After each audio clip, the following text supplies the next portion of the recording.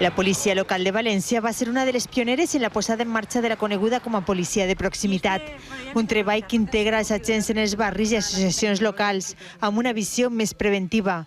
Este treball també es realitza a molts països d'Europa i avui era dia d'intercanviar experiències.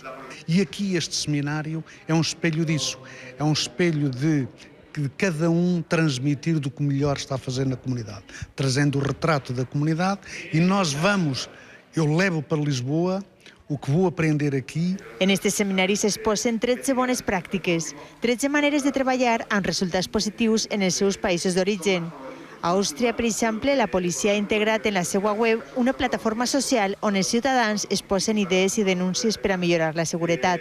Del Congrés, la policia local de València importarà 2 experiències per a posar-les en marxa. La idea és visitar in situ aquelles bones pràctiques que són exitoses, anar al seu país d'origen i comprovar les claus per a la bona implementació i les claus de la transferibilitat.